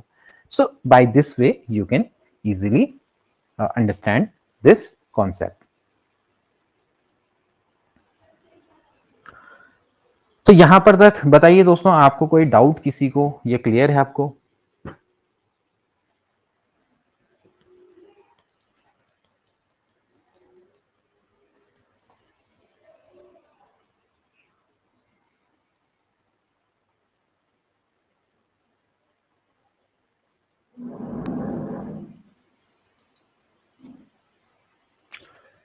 ओके, अब इसके बाद दोस्तों आएगा इनवर्स ऑफ मैट्रिक्स। देखिए इनवर्स ऑफ मैट्रिक्स क्या है, ठीक है, इनवर्स के कॉन्सेप्ट को भी क्लियर समझ लेते हैं। इनवर्स ऑफ मैट्रिक्स क्या है, देखिए मैट्रिक्स में हम कहेंगे कि ए अगर आपके पास दोस्तों कोई मैट्रिक्स है जिसका ऑर्डर एन है, डेफिनेटली वो एक स्क्वायर मैट्रिक्स होगी। तो मैं कहूंगा कि एक स्क्वायर मैट्रिक्स बी है, वो उसका इनवर्स कब कहलाएगी, ए बी बराबर क्या आना चाहिए, आई के बराबर आना चाहिए, ठीक है। और ये क्या होगा, बी ए के बराबर आना चाहिए। एक चीज हमेशा ध्यान रखना कि अगर ए बी का इनवर्स है तो बी ए का इनवर्स होगा, ए बी का इनवर्स है तो बी ए का इनवर्स होगा, तो ए बी बराबर बी ए वो होगा ही होगा हमेशा। जब भी जैसे आपके पास दो मैट्रिक्स हैं, अगर वो आपकी एक दूसरे की इनवर्स है तो दोनों हमेशा क्या होगी, कम्यूटेटिव लॉ को फॉलो करेगी। ऐसा नहीं हो सकता कि भैया ए बी एग्जिस्ट करे बी एग्जिस्ट ना करे, दिस इज नॉट पॉसिबल, ठीक है ना। यानी कि जो लेफ्ट इनवर्स है वही आपका क्या होता है, राइट इनवर्स होता है, ठीक है। राइट से भी इनवर्स होगा और लेफ्ट से भी इनवर्स होगा, ठीक है। सो ऐसी जो मैट्रिक्स होती है जिसका इनवर्स एग्जिस्ट करता है उसको हम इन्वर्टिबल मैट्रिक्स बोलते हैं, ठीक है। जैसे अभी हमने पढ़ा था कि दो मैट्रिक्स हैं, अगर उनका मल्टीप्लाई करना है तो क्या वो कैसी मैट्रिक्स होंगी, they are conformable to multiplication, है ना। तो यहां पर क्या होगा कि दो एक मैट्रिक्स है, अगर वो इन्वर्टेबल कब होगी, जब उसका इनवर्स एग्जिस्ट करेगा। और उसका इनवर्स एग्जिस्ट करने के लिए कोई एक ऐसी मैट्रिक्स बी होनी चाहिए जिसको ए से मल्टीप्लाई करने पे आई आ जाए। ठीक है, अब ध्यान देने वाली बात है कि यहाँ पर जो बी है इसको दोस्तों हम अभी डिफाइन कर सकते हैं इस रूल से। देखिए अभी हमने पढ़ा a into adjoint of a है दोस्तों, वो determinant of a into I के बराबर होता है। ठीक है, अब डिटर्मिनेंट ऑफ a दोस्तों नंबर है, तो मैं इसको ऐसे लिख सकता हूं, देखो a क्या है, मैट्रिक्स, एडजॉइंट ऑफ a क्या है, matrix, this is determinant, this is matrix. ध्यान देने वाली बात है, मैट्रिक्स बराबर मैट्रिक्स, कोई दिक्कत नहीं है। ठीक है, अब यहां पर से दोस्तों मैं इसको सिंपली ऐसा लिख सकता हूं, a into adjoint of a, दोस्तों ये डिटर्मिनेंट ऑफ a तो नंबर है, डिवाइड में आ जाएगा डिटर्मिनेंट ऑफ a बराबर आ जाएगा i। तो क्लियरली है दोस्तों कि यहां पर जो b है, b का कौन है b के बदले, वो ये है। यानी कि दोस्तों जो b है वो एक्चुअली क्या होता है, adjoint of a divided by determinant of a के बराबर होता है। यानी कि दोस्तों इसी को हम a इनवर्स से शो करते हैं, this is the inverse of matrix. ठीक हो गया, आप क्लियरली यहां पर देख सकते हैं। ठीक है, नाउ अगर अभी हमने ये भी पढ़ा कि भाई adjoint of a into a के बराबर होता है, तो अगर आप इस साइड से देखेंगे तो यहां से डिटरमिनेंट ऐसे आ जाएगा, तो i बराबर हो जाएगा एडजॉइंट ऑफ a डिवाइड में determinant of a into a हो जाएगा। So now this is again b, इस तरह से हम डिफाइन कर सकते हैं, this will be adjoint of a divided by determinant of a and hence it is a inverse. a inverse के दोस्तों क्या है, बराबर है। ठीक है, अब एक ही चीज यहां पर ध्यान देने वाली बात है कि भैया ये कब एग्जिस्ट करेगा, जब determinant of a not equals to 0 होगा, अदरवाइज ये एग्जिस्ट ही नहीं करेगा, क्योंकि अगर नीचे 0 हो गया तो भाई डिफाइंड ही कैसे होगा। तो इतना क्लियर है कि एक मैट्रिक्स है उसको इन्वर्टेबल होने के लिए उसका जो डिटरमिनेंट है वो नॉट इक्वल्स टू 0 होना चाहिए। अगर वो नॉट इक्वल्स टू 0 है तो ऐसी मैट्रिक्स को हम नॉन सिंगुलर मैट्रिक्स बोलते हैं। क्या बोलते हैं, नॉन सिंगुलर मैट्रिक्स। तो अगर कोई मैट्रिक्स है वो नॉन सिंगुलर है, यानी कि उसका डिटरमिनेंट नॉट इक्वल्स टू 0 है, तभी जाके उसका इनवर्स एग्जिस्ट करेगा।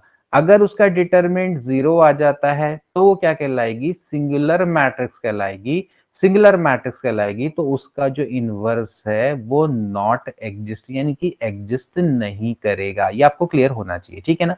सो ए को क्या होना चाहिए, पहले तो स्क्वायर मैट्रिक्स, बिना स्क्वायर मैट्रिक्स के उसका डिटरमिनेंट नहीं निकल सकता।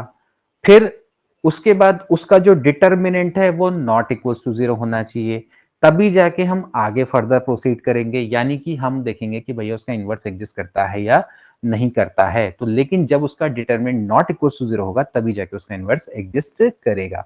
और जब डिटरमिनेंट नॉट इक्वल्स टू 0 होता है तो हम उसको क्या बोलते हैं, नॉन सिंगुलर मैट्रिक्स बोलते हैं। अगर डिटरमिनेंट इक्वल्स टू 0 हो जाए तो उसको हम सिंगुलर मैट्रिक्स बोलते हैं। तो ऐसी मैट्रिक्स जिसका इनवर्स एग्जिस्ट करता है उसको हम इनवर्टेबल मैट्रिक्स भी कह सकते हैं, यानी कि एक ऐसी मैट्रिक्स जिसको हम इनवर्स एग्जिस्ट करता है। ठीक हो गया, सो this is the inverse of matrix. तो ये आपका यहां पर से चीजें आपको समझ में आ गई होंगी। ठीक है, अब देख लेते हैं प्रॉपर्टीज। यहां पर आपको क्लियर है दोस्तों, कोई दिक्कत, किसी को कोई डाउट?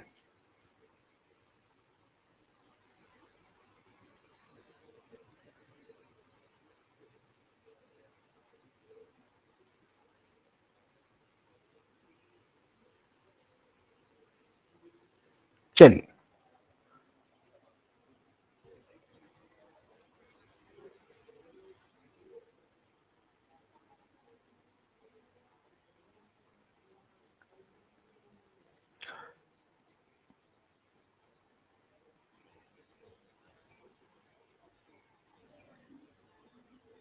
हाँ बिल्कुल कह सकते हैं। अगर कोई अगर आपकी स्क्वायर मैट्रिक्स है वो इन्वर्टेबल है तो इसका मतलब यह है कि जब वो आपकी क्या होगी, नॉन सिंगुलर होगी। ठीक है ना, नॉन सिंगुलर है तो आपकी क्या होगा, इसका स्क्वायर एग्जिस्ट करेगा। ठीक, तो ये आपने समझना है। ठीक, इसके बाद आती है दोस्तों प्रॉपर्टीज ऑफ इनवर्स मैट्रिक्स। क्या क्या है इनवर्स मैट्रिक्स की प्रॉपर्टी है? सबसे पहले इनवर्स ऑफ स्क्वायर मैट्रिक्स तभी एग्जिस्ट करेगा अगर वो क्या होगी, नॉन सिंगुलर होगी। पहला रूल, ठीक, if it is non singular, यानी कि determinant of A not equal to 0। If का मतलब दोस्तों समझना है, if and only if. If and only if का मतलब क्या होता है, समझते हो ना, दोनों साइड से। अगर ए नॉन सिंगुलर है तो उसका इनवर्स एग्जिस्ट करेगा, अगर इनवर्स एग्जिस्ट करता है तो ए क्या होगी, नॉन सिंगुलर होगी। यानी कि नेसेसरी और सफिशिएंट कंडीशन दोनों तरफ से क्या होनी चाहिए, प्रूफ होनी चाहिए। ठीक है, इसके बाद inverse of A square matrix अगर वो एग्जिस्ट करता है तो हमेशा क्या होता है, यूनिक होता है। यूनिक का मतलब ये है कि ए इनवर्स हमेशा क्या होगा, यूनिक होगा।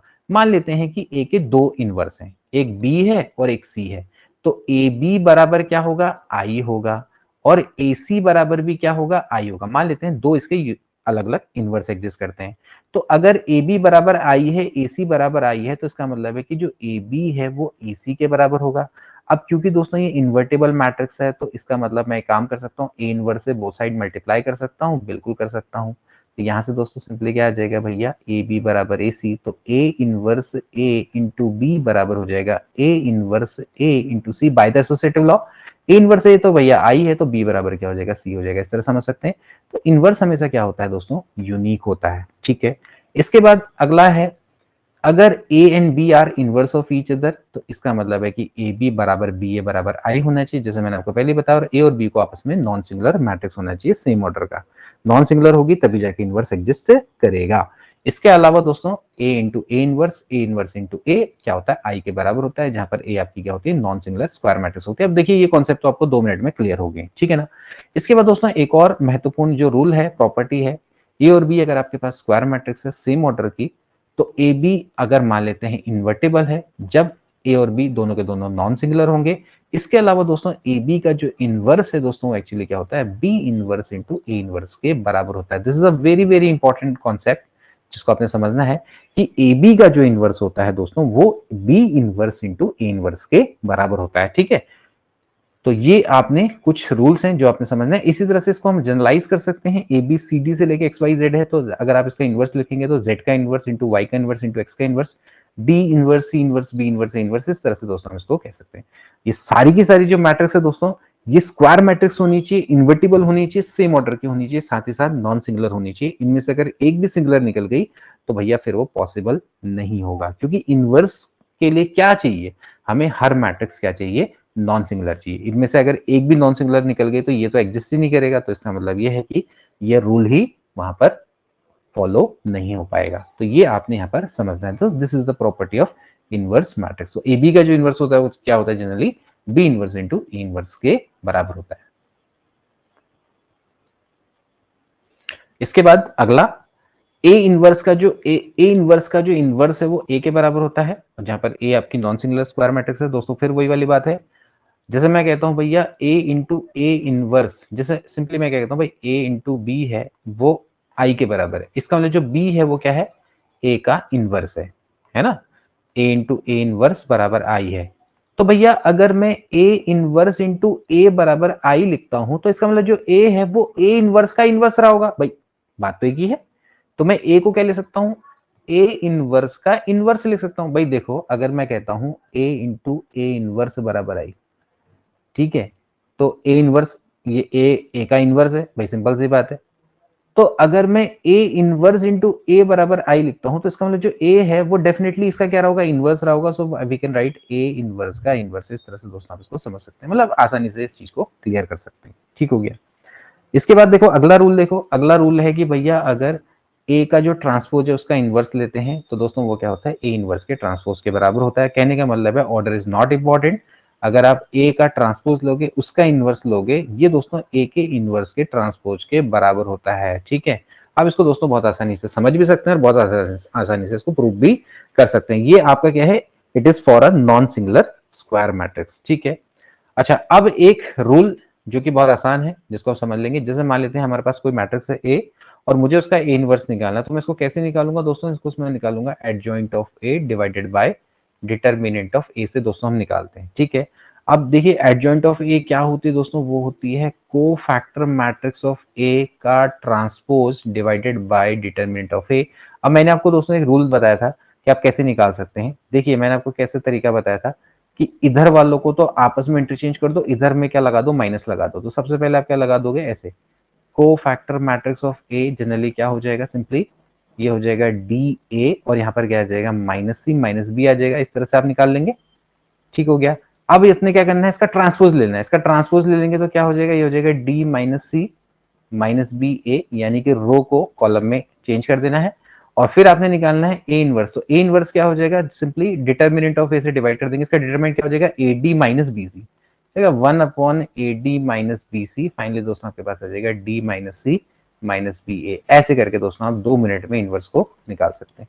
तरीका आपने समझना है कि भाई कैसे कैसे मैंने किया। पहले आपने एडजॉइंट निकालना सीखना है। एडजॉइंट को कैसे निकाला जाता है? This is nothing but adjoint, this is adjoint. Adjoint का मतलब क्या है? कोफैक्टर मैट्रिक्स जो ए है उसका आपने ट्रांसपोज कर देना है।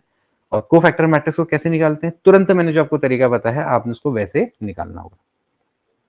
हाँ, साइन तो चेंज किया ना, साइन चेंज तो किया, देखो नहीं किया ये यहाँ पर साइन चेंज किया। इसमें नहीं होता है ना, इस वाले में साइन चेंज नहीं होता है, इस वाले में साइन चेंज नहीं होता है, इधर वाले में होता है, ये तो बताया आपको, है ना। साइन चेंज किस में होगा? ए और डी का साइन चेंज नहीं होगा, ठीक। ए और डी आपस में बस पोजीशन चेंज करेंगे, बी और सी है उसका आपस में साइन चेंज होगा, ठीक। ये आपने समझना है।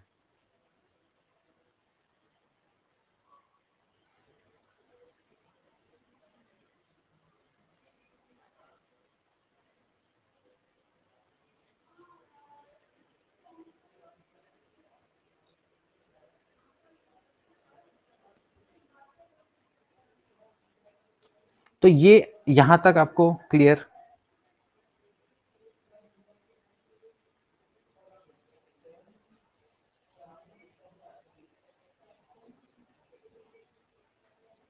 अच्छा, इसमें यार एक चीज थोड़ा सा सही कर लेंगे। यहाँ पर एक चीज है ना, यहाँ पर हुआ था, हाँ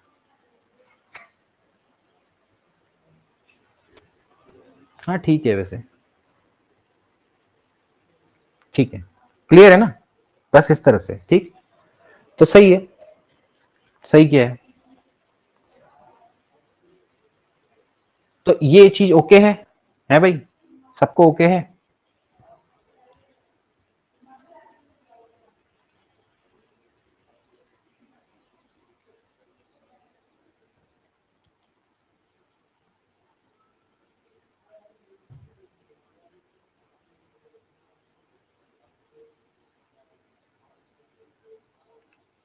चलिए एक क्वेश्चन देख लेते हैं फिर मैट्रिक्स का इन्वर्स निकालने वाला, ठीक है। इसका एक इन्वर्स निकाल के देख लेते हैं, फिर सभी लोग देख लेंगे इसको, ठीक है। जैसे मान लेते हैं मुझे क्या करते हैं, एक मैट्रिक्स है, इसका इन्वर्स निकालना है, 3 2 माइनस माइनस 3 -1 4 4 1 है, इसका मुझे इन्वर्स निकालना है। चलिए आप सभी लोग निकालिए, इसको ट्राई करेंगे सबके सब। सबसे पहले इसका डिटरमिनेंट निकाल के देखेंगे, डिटरमिनेंट ऑफ ए क्या हो जाएगा। चलिए आप सभी लोग निकालिए, इसको ट्राई करें, कैलकुलेट करके मुझे बताएं कि इसका डिटरमिनेंट ऑफ ए क्या आता है। सारी चीजें मेरे को करनी पड़ेंगी तो फिर गलत है। हमेशा ध्यान रखना है कि जहां पर जीरो आपको दिखाई दे उसी के रिस्पेक्ट में आप ओपन करें। तो इसके रिस्पेक्ट में खोलो दोस्तों, क्या हो जाएगा, 3 आ जाएगा, यहाँ पर क्या आएगा, ये और ये कटेगा, यहाँ पर आ जाएगा -3। आप इसको मल्टीप्लाई करेंगे, ठीक है। अब डायरेक्टली करूंगा मैं, -3 माइनस माइनस का क्या हो जाएगा, +4, ठीक है। और फिर यहाँ पर आपका क्या आएगा, माइनस साइन आएगा इस तरह से। अब थोड़ा -3 और माइनस माइनस का क्या हो जाएगा, +4। फिर यहाँ पर दोस्तों हो जाएगा 0, ठीक है। तो 4 में से 3 गया 1, यहाँ पर 3 बच जाएगा, -2, यहाँ पर भी क्या बच जाएगा, 1 बच जाएगा, यानी कि डिटरमिनेंट आपका ए आ रहा है, 1 आ रहा है, ठीक है ना। इसका मतलब जो 1 है which is not equals to 0, ठीक है। इसका मतलब है कि इसका डिटरमिनेंट क्या करेगा, एग्जिस्ट करेगा। आसान आराम से करो, एक आएगी वैल्यू, ठीक है। तो अब आपने क्या करना है, एक आएगा, ठीक है। अब इसके बाद क्या करो, इसकी एडजॉइंट की वैल्यू निकालो। तो एडजॉइंट कैसे निकालेंगे? सबसे पहले दोस्तों आपने एडजॉइंट ऑफ ए निकालना है, तो पहले आपने कोफैक्टर मैट्रिक्स निकालनी पड़ेगी, ठीक है। कोफैक्टर मैट्रिक्स निकालने के लिए मैं इसको थोड़ा सा यहाँ पर मिटा लेता हूँ। आराम आराम से करेंगे, देखो कभी भी काम जल्दबाजी में नहीं करना चाहिए, आराम से सोच समझ के करना चाहिए, ठीक है। चलो इसके बाद क्या करेंगे, A11 का कोफैक्टर कैपिटल A11 निकालेंगे। क्या हो जाएगा कैपिटल A11 दोस्तों, यहाँ से देखेंगे, ये हो जाएगा, इसको सॉल्व करेंगे, ये हो जाएगा -3 +4 यानी कि 1, ठीक है। A11 का जो साइन होता है वो प्लस होता है, ठीक। इसके बाद क्या लिखेंगे, A12 का मतलब क्या है, ये वाले का, इसको सॉल्व करेंगे तो कितना आ जाएगा, 2 आ जाएगा, लेकिन आगे से साइन क्या आएगा, माइनस आएगा, ठीक है। A13 निकालेंगे, इसका साइन क्या होता है, प्लस होता है, इसको सॉल्व करेंगे तो यहाँ पर कितना आ जाएगा, -2 आ जाएगा, ठीक। इसके बाद A21 निकालेंगे, A21 का जो साइन होता है क्या होता है, माइनस, क्योंकि -1 की पावर 2+1 है। अब निकालते चले जाएंगे, देखिए सभी लोग आप निकालो और ट्राई देखो कि भैया आंसर सही आ रहा है नहीं आ रहा है। इसको करेंगे सॉल्व, यहाँ पर कितना आ जाएगा, -3 -3 माइनस माइनस का क्या हो जाएगा, प्लस हो जाएगा, so that will be equals to -1, okay. So A22 क्या होगा, A22 में आप देखो ये वाला टाइप है, यहाँ से यहाँ कटेगा दोस्तों, यहाँ पर कितना आ जाएगा, 3 आ जाएगा, ठीक है। मैं यहाँ पर जो लिखते चले जा रहा हूँ चेक करना, अपने आंसर को मिलाते हुए चले जाना, ठीक है। और यहाँ पर ये वाला जो इसका साइन क्या होता है, माइनस होता है, इसके इसको सॉल्व करेंगे तो यहाँ पर कितना आ जाएगा, -3 आ जाएगा, यानी कि +3 हो जाएगा। ठीक है, सिमिलरली A31 निकालेंगे, A31 का मतलब है इसके रिस्पेक्ट में।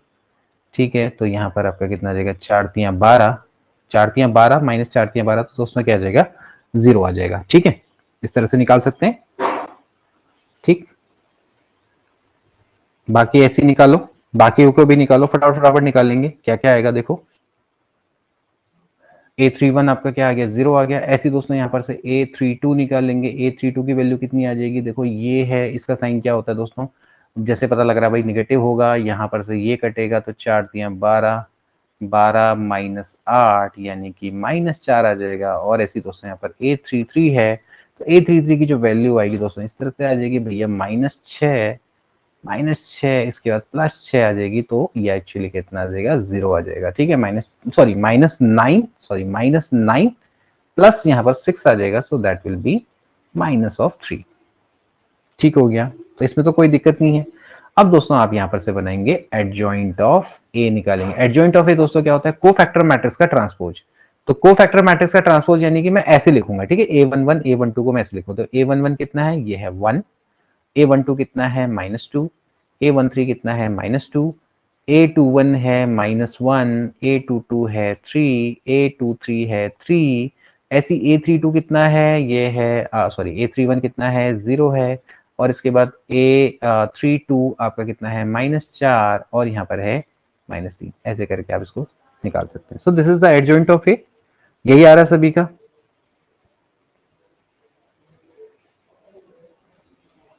ठीक है, और अब मुझे क्या निकालना है दोस्तों, मुझे निकालना है a का inverse. So that will B adjoint of a divided by determinant of a। Determinant of a तो दोस्तों 1 के बराबर है, तो फाइनली दोस्तों आपका जो a इनवर्स है दोस्तों वो यही आ जाएगा, क्योंकि a इनवर्स तो ये आएगा ना, डिवाइडेड बाय 1 करेंगे, तो फाइनली दोस्तों हमारा a इनवर्स निकल गया।